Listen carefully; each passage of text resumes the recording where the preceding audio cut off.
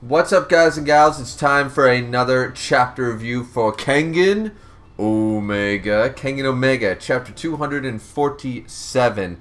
We're just going to run through this right quick because honestly it was a chapter. I didn't think anything crazy. I thought there were some inconsistencies and stuff like that, and honestly I'm a little overwhelmed this week, quite busy and just overwhelmed on all fronts. Physically, emotionally, and mentally. So we're just going to run through this chapter, but I didn't want to wait on it, and honestly this might be a good distraction for all fronts. So either way, like I said at the beginning like I said at the very end, I guess, whatever way you want to look at it, at the last review, Gilbert over here is completely beside himself, and he's acting exactly how I predicted. He's looking down on Yan, being like, who gives you the fucking right to order me around?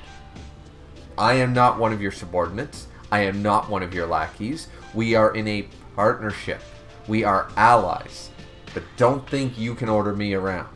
You do not order me around. The connector, maybe. But you? I don't take orders from you. And honestly, once again, I put Gilbert over Yan. So, there is that. Granted, a lot of people did. Most people, when I asked that question last review, a lot of people did put Yan at least equal to, but I didn't see, as far as I remember, I didn't see many people, if any, put Yan over Gilbert and Tiger Niko. So there was that. So this is where Yan basically doesn't back down and says, you know, you got a problem? Take it back, and refers to him as Edward. Key thing there, and that's not a typo. He refers to him as Edward, not Gilbert, which is interesting in its own right.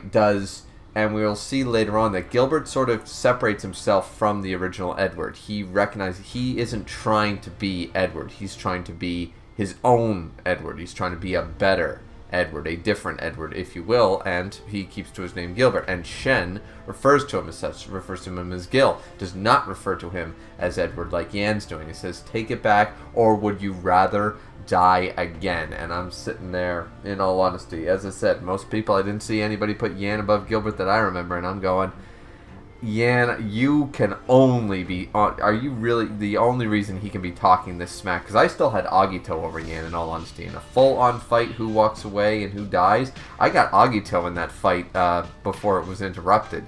You know, if it was one-on-one with no interruption. And here, if Shen does not get involved, no one gets involved, I'm placing my bet. I'm not saying that Gilbert walks away unscathed. I'm saying that Gilbert ends up winning, you know, so...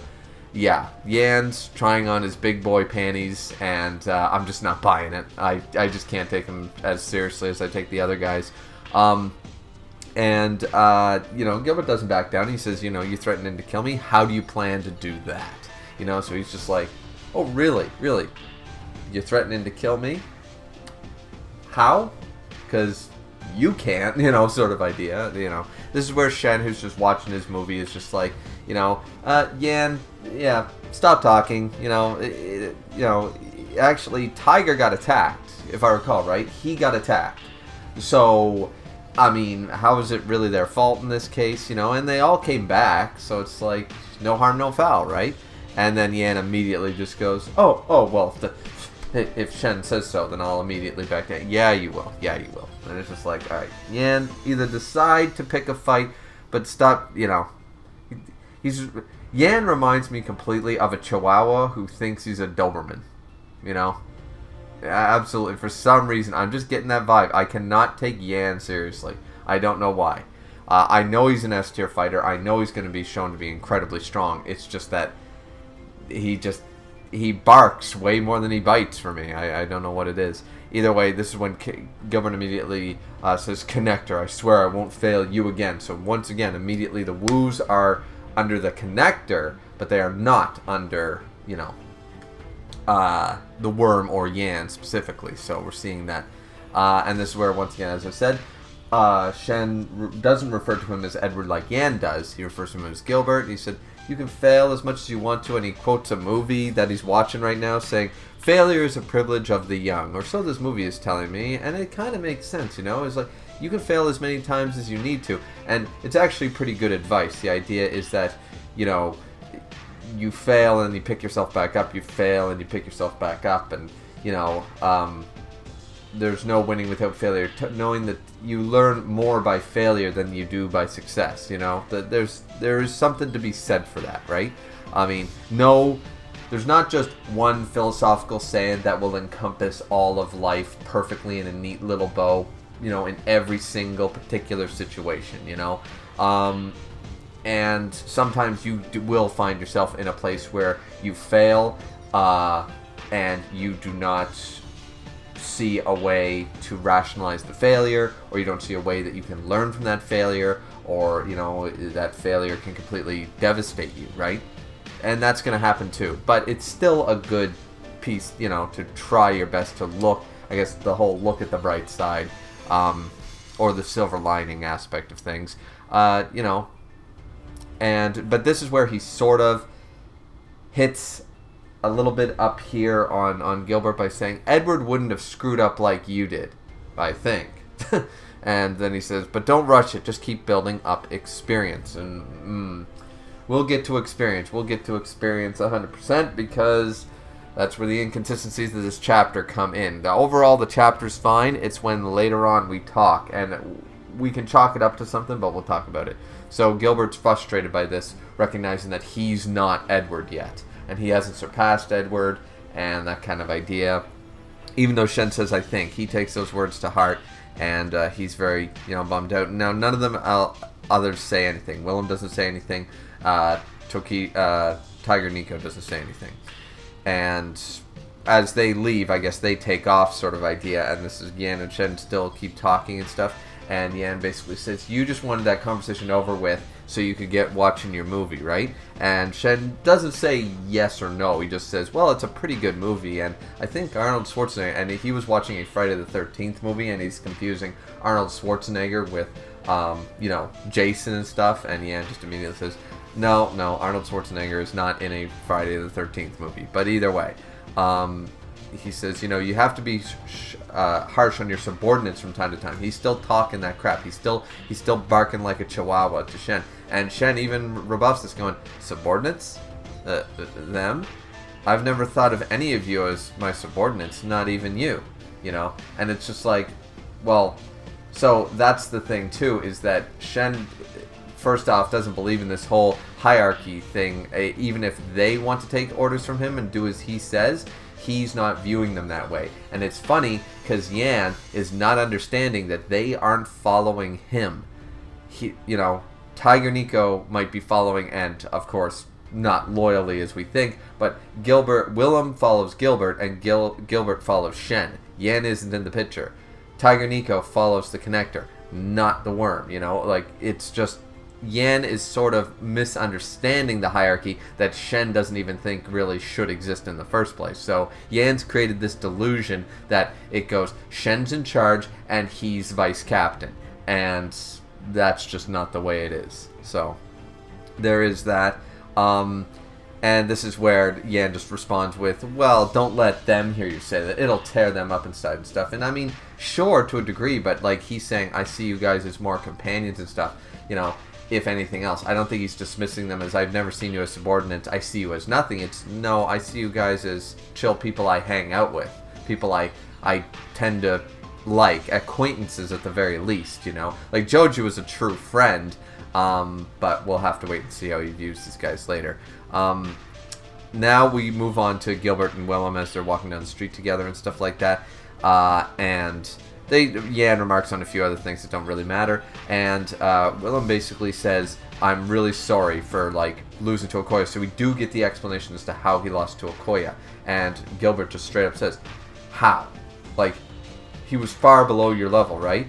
And Willem agrees and says, yeah. So it's like, well, wait a minute now, so what happened?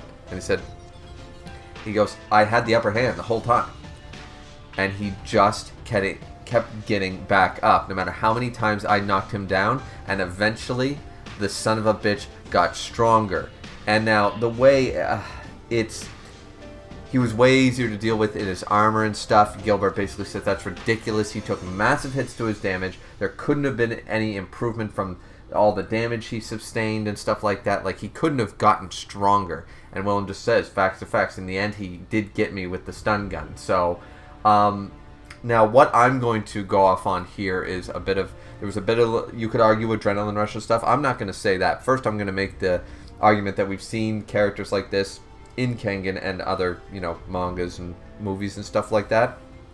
And I know there's probably a better example, but I'm just thinking that, like, I had the upper hand the whole time, but he just kept getting back up. No matter how many times I knock him down, he just will not go down. He just will not die. And I know there are better versions of this, but the one I kept thinking of just initially was V for Vendetta, the movie where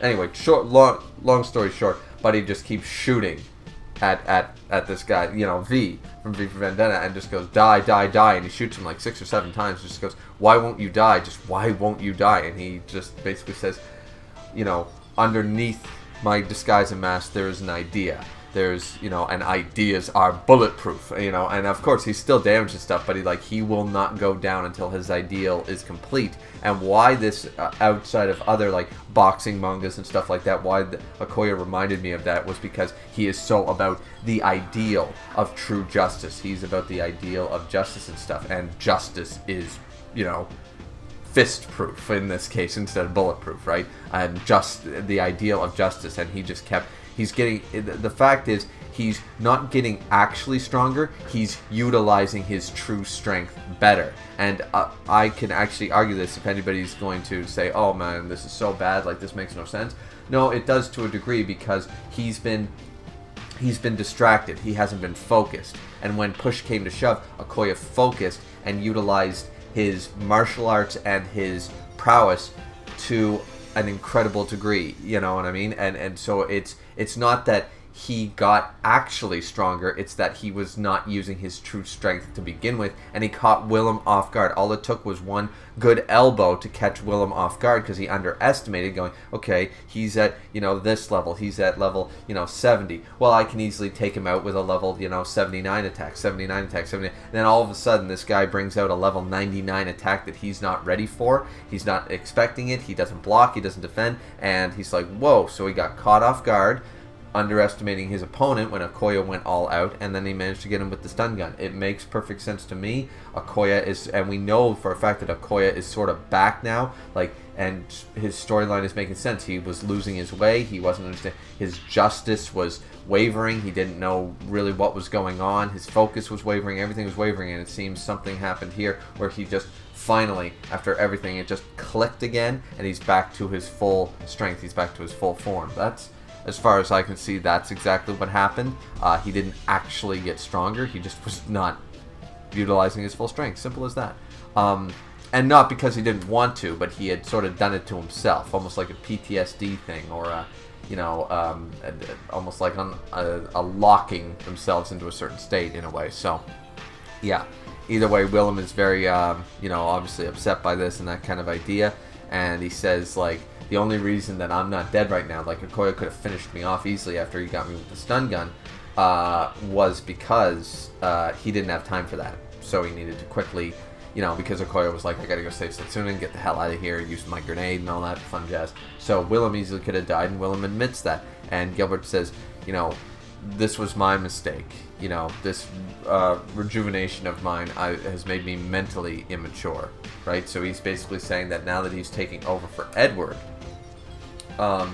he was still the son of Edward at the time, and he immediately had to jump to Edward without being, I guess, necessarily ready for it. You could read between the lines, and basically, Edward wasn't supposed to die yet. He was not supposed to take over as Edward yet, and though he beat up his uncle, and killed his uncle and stuff like that, he's still sort of a punk. He was mentally, as he puts it, he was still mentally immature and that kind of idea. So, that actually makes a lot of sense. And he decides to give up the epithet of Demon of Death, which I completely forget. When he was introduced, is that when we knew his epithet? Because I don't think we've seen it on a title card for a long time.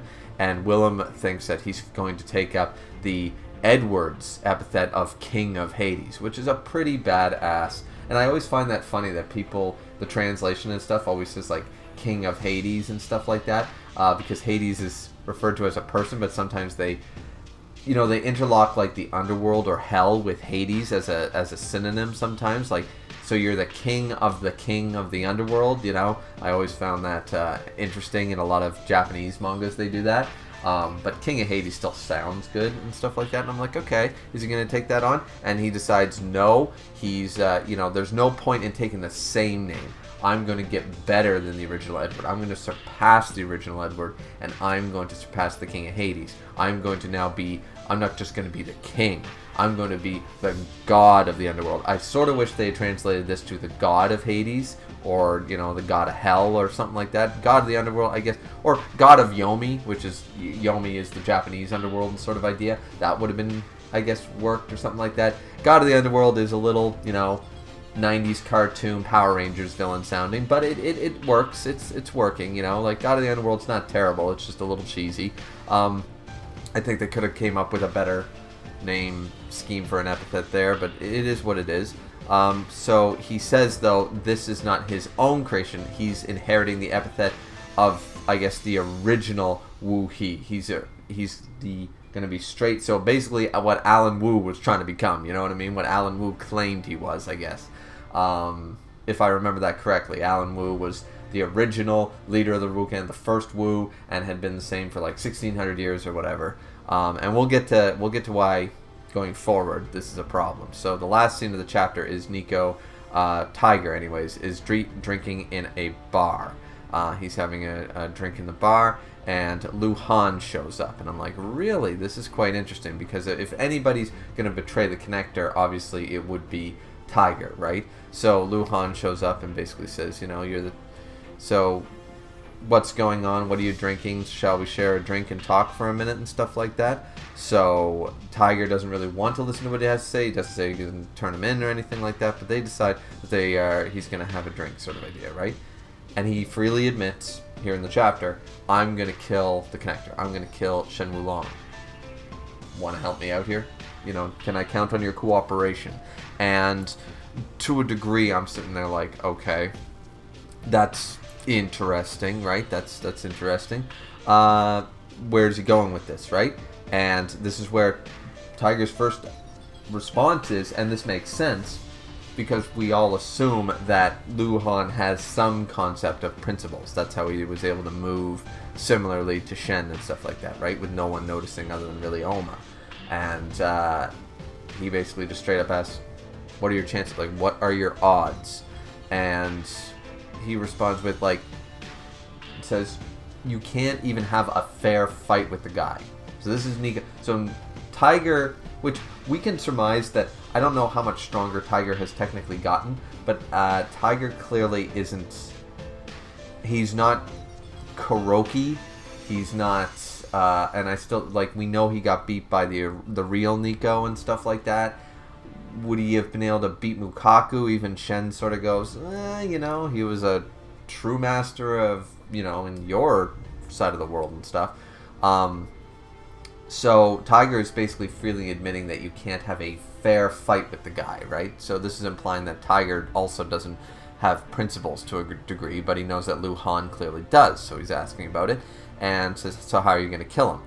Now, this is where Luohan says, I've come up with a few ways to actually do it fair and square, but all of them have next to no chance of success. So what Luohan's saying, that I do have a few fair fight scenarios, but the percentage is maybe 1%. They have next to no chance of success. There's a 1 in 14 million chance sort of Avengers idea, right? And it's okay, so there's a slight chance, but it's so minuscule that it's not even worth entertaining. This is where he plans to fight dirty by using, of course, his brothers to an extent, Oma and Ryuki, saying that Shen Wulong wants to make these two a connectors. Now, immediately, here's where I think this can all the inconsistencies here can be explained away by the fact that Luohan does not know what he's talking about. Okay? for a couple of reasons. Because one, this seems to clear up the idea that apparently Shen, and we even get a panel of this, that Shen is planning to transfer his consciousness into them. It'll be our chance of a lifetime. This is assuming it's some type of ritual where he's vulnerable. Like once he starts the process, he won't be able to stop, and they can cut him down while he's busy transferring his consciousness. He'll be defenseless, something like that, right? Now, a couple problems with this. Number one, so he's going to create two of himself, and I mean, right out of the gate, I can honestly say, okay, well, we know that he's a lot older than he appears, but he's probably still, into his 60s, 70s, something like that, right? He could be nearly as old as Mukaku at this point. Doubtful, but he's probably he's well above 50, as he stated to Mukaku, we know, with the breathing and stuff, right? But they can't last forever in that form, especially if less than 100 years ago, it was a different connector that attacked, when Mukaku was 15, so about 85 years ago, it was a different connector. So we can roughly surmise that they still have a finite amount of breaths to them, even if they're not breathing, right? They probably only last about a century or less at their peak. So that's why they do the clone, and they continue, and they transfer their consciousness. It seems like there's some magical element here of transferring the consciousness into the clone properly, not like a Hoiseng thing where it's just keep listening to the earbuds and becoming the person through that technique. It seems to be an actual transfer of like a soul almost. So now we're getting a little crazy and stuff once again, and this is where I think Luohan is mistaken for a couple of reasons. Number one, what good is it splitting your consciousness into two people? And could you even do that? What's he going to do? Make a copy? He's not going to cut and paste. He's going to copy and paste to two different hard drives. Is that what he's trying to do here? So there's going to be two of them sort of idea, but two of him, not it'll be exactly two Shens. Like it's very confusing as to why that would be an advantage, unless he just wants a fellow buddy that is equally as strong as him or something like that. He wants to face or be friends with himself. I don't know what the purpose would be. And number two is the obvious thing, is that he said Oma is not him. He still wants Oma for some reason, but it's clearly that he wants Ryuki because Ryuki is him and Oma is not. Shen said himself in the Mukaku fight. Now, Luohan probably doesn't know that, right? So there's something to be said for that there, right? So this could be Luohan's misinformation that he thinks this is Shen's goal, but it's probably not, because we know he's not interested in Oma in that particular way, as far as we could tell from Shen's own words. So there is that. Now, this is where Niko even brings up, so you're waiting for Hoiseng, which is like, well, obviously the true transfer of consciousness is not the same as that. That's the whole, you grow your whole life becoming that person, like Gilbert did, right? Edward didn't like magically hold his hand and brainwaves Professor X's consciousness into Gilbert. That was Hoiseng. They all believe they're Edward, right? That's the whole idea. They're raised to be another Edward, right? Perfectly. And with all the, they listen to every action, every memory, how they feel, how they think, and basically it's brainwashing. Haesung is super brainwashing, is all it is. He's talking about legit, like transfer, right? Like some Professor X shit.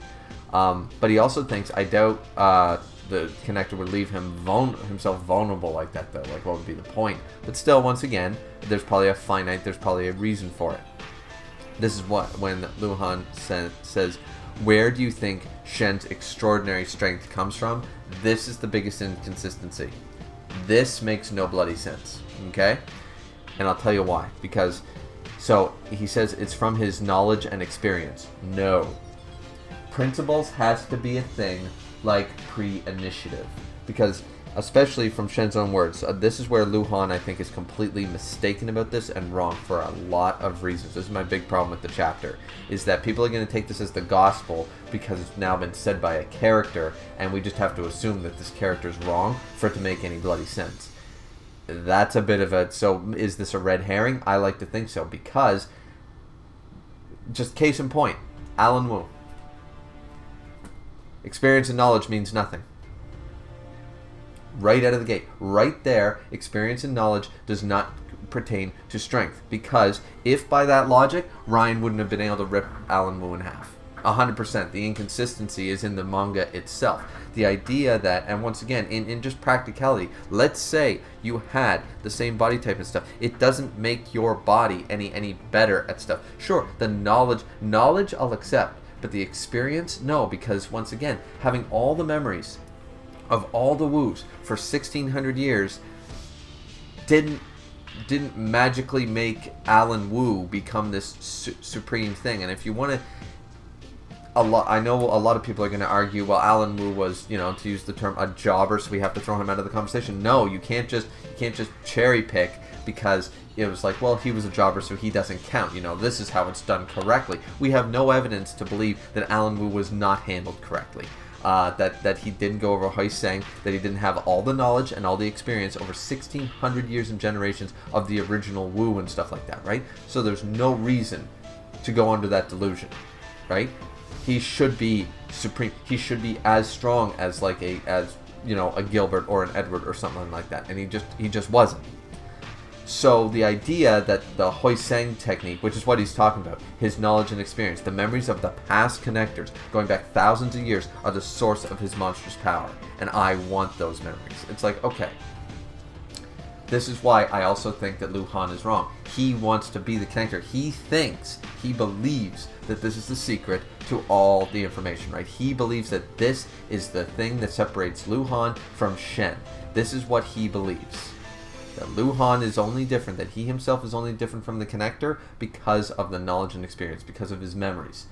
I think he's not understanding that that's not, there's another factor to it. There's got to be another factor, because otherwise the inconsistency in the manga itself, because we're going to argue here that the Huiseng it didn't work, unless we're under the impression that this is once again the magical transfer of consciousness and that changes things. But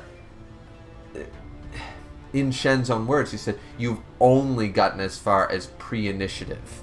He said to Kuroki, as far as I can tell, you're only at that stage. Once again, we've been accepting this whole time, and we've dubbed it principles, is that principles is the next stage, is the final stage of mastering martial arts perfectly, to the perfect degree, an ultra instinct, if you will. That's what Shen obtained. Now, is that within his memories and in the past and part of his knowledge and experience?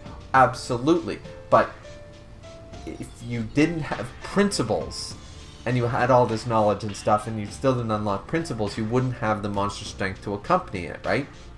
It's just one of those things. It's like body snatching, and Dragon Ball Z has done this many times. Ginyu couldn't unlock all of Goku's power because he didn't know how to utilize the body. Even in Dragon Ball Super, Goku Black and all that stuff, even Vegeta basically told him, you know why you are not as strong as Kakarot right now? It's because you don't understand how that you haven't been through. Just because you have his body doesn't mean you, and technically all his power, doesn't mean you know how to harness that power. You don't know how to utilize that power because you don't have everything he had. Now, as I said, if these are all the memories and the knowledge and stuff, it's just a little bit of a cop-out or a little bit of beating around the bush that he wants the knowledge. He wants to know how to unlock principles.